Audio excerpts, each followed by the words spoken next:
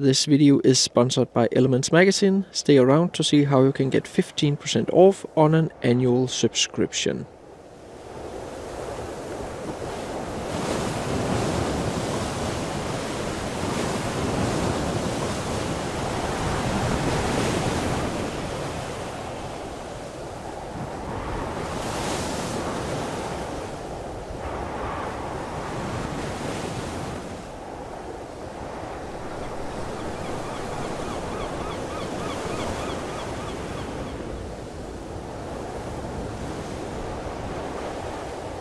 So I hope you can hear me. I have come down to a place that's very close to the Great Belt Bridge that we have here in Denmark, the largest bridge in Denmark.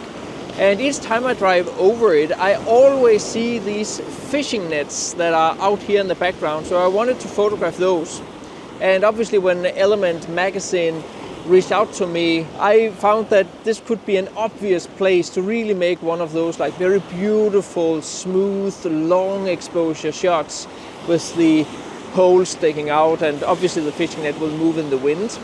When I just arrived, I was quite lucky because there was actually a seagull sitting on the middle part that I managed to capture before I made it into a long exposure. It's quite a tricky photo to get right now because there's a decent amount of wind and we have a big rain shower coming in, I can see on the radar. So I have to divide the final photo into 3 different exposures. So I need one which is a long exposure of the water. So I put on my ND filter right here. It's the 6 stop I have on right now, so I get a 10-second exposure.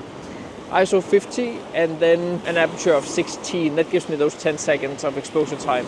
I also take a photo without the ND filter on top. The reason for that is I need the poles to be sharp.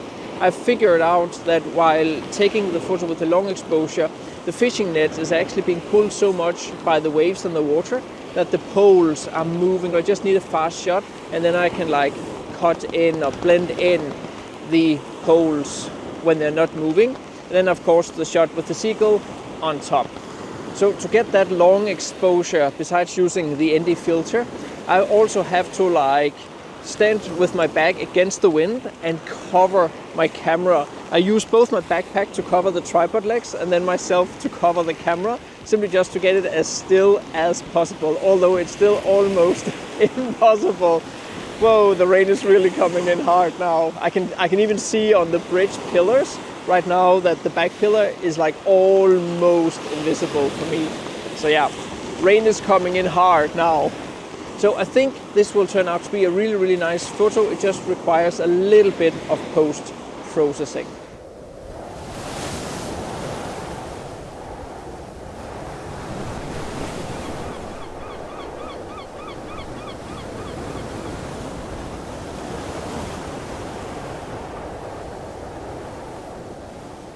So this photo here actually turned out way better than I expected. It definitely has some kind of like ethereal character to it. Let me know down in the comments if you like this photo, and definitely stay around in the video because I get some even better photos.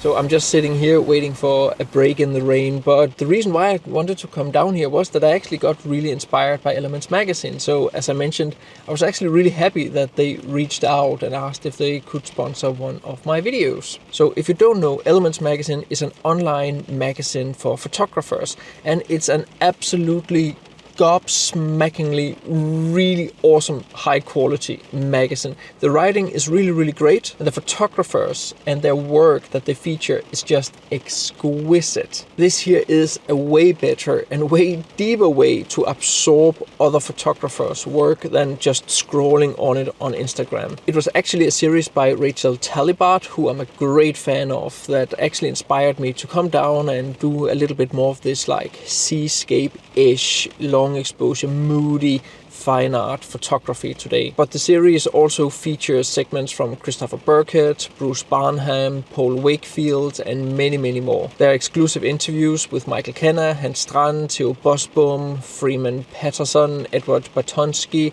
and many others. And there are like 4 special December issues. One which was all about image processing, one about black and white photography, one about printing, and one about fall photography. The entire point of the magazine is simply just high quality work, high quality writing, high quality photographers. You can check it out and use the discount code down in the description of my video to get a little bit off on an annual subscription. And I think it's about time that I'll head out again.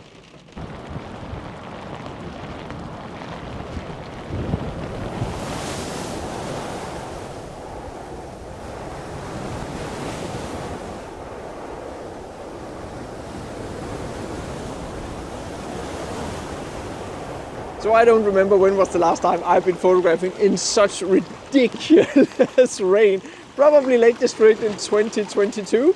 If anybody is doubting how the weather resistance is on a Sony camera and this camera lens, so far so good, it's holding up. So I've come over and I just obviously also wanted to photograph the bridge and wanted to get like a really smooth long exposure. Now I have taken some photos, but for the life of me, I cannot get a sharp photo of the bridge while also smoothing out the water. There's simply too much wind and rain and stuff going on here. So I take one fast shot for the bridge and then I have a smooth photo also for the water. Now what happened was that so much water came down, like a lot. So I actually managed to just capture some fast shots where the bridge is almost invisible but of the water, and you can see the bridge there in the background. I may blend in a sharper photo of the bridge for the background, but the water foreground, it's not long exposure, but I would definitely call it fine art. That's gorgeous.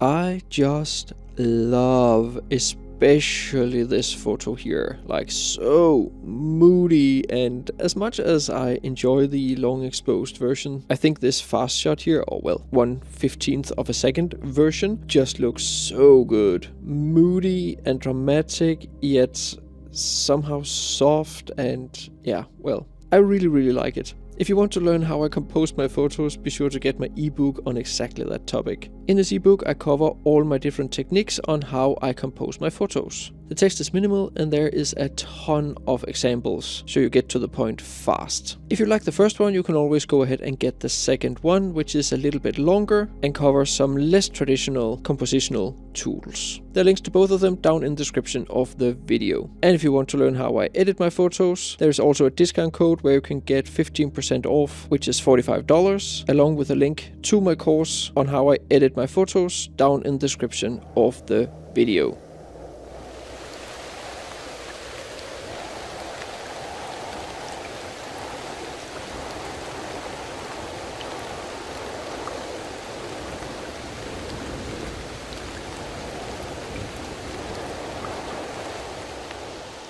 So that was one big tree right there. Wow, I don't think I've ever seen such a big trunk in Denmark. I have come to the southeastern part of Zealand from the southwestern part of Zealand where I just were, and it is just chucking down still. It is very much on purpose that I'm out in this weather today. It makes everything a little bit harder to photograph, but you get the mood. The point of me going here is that I want to go to a beach. I want to go to the beach, it's summer, but there's supposedly a beach where some trees have fallen down onto it. Never been here before, I've just checked it out on Google and the Google images, so hopefully I can find that.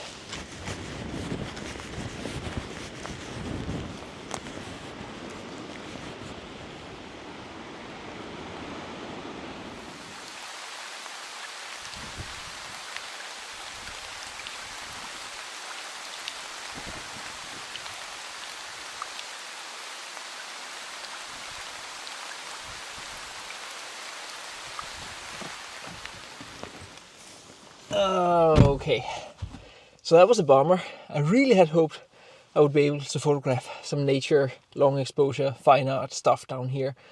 But off to plan B, and that would require me to get all the way back to Copenhagen.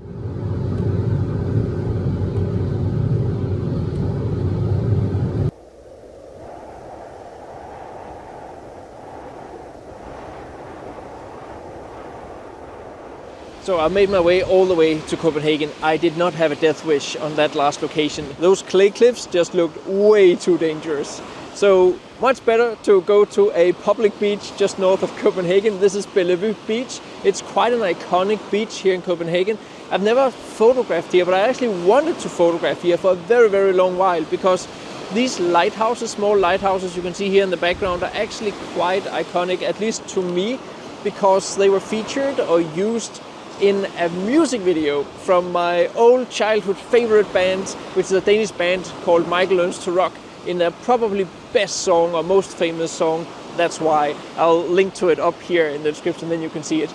But I'm here to photograph with a long exposure and make some minimalist fine art. Considering the bad weather, it's actually quite bright, so I've had to put on the 10-stop filter, ISO 50, aperture 16, and that gives me a shutter speed of 30 seconds. Now it is still too windy for me to make a proper long exposure and have like the sharp lighthouse. So I'm again taking one photo with the lighthouse to get it sharp without the ND filter, and then one photo or several photos with the water here in front that I'm just like smoothing out. The stones on the lighthouse will be a little vibrated, a little blurry in these photos, but at the very least I can blend them together in Photoshop and get something that I think looks good. So actually, scratch that what I just said. I have actually managed to make a 30-second long exposure, both horizontal and vertical, where it has all been sharp and not blurry. The wind is dying down from time to time and then it comes back. So I do manage.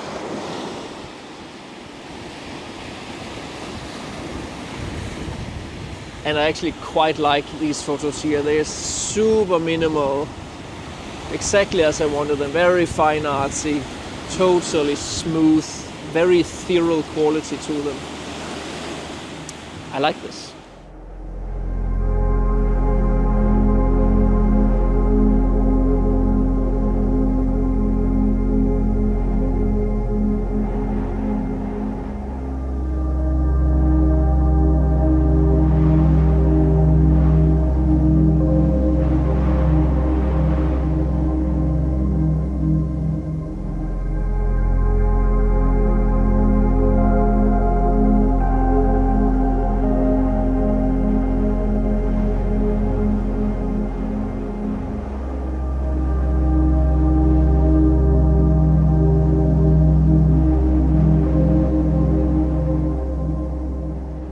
So these two long exposed photos just turned out so good. I really, really like them. For a photo close to Copenhagen, it's not the most original, but honestly, I don't care. I really like these versions here and how the lighthouse stands out in this super moody environment.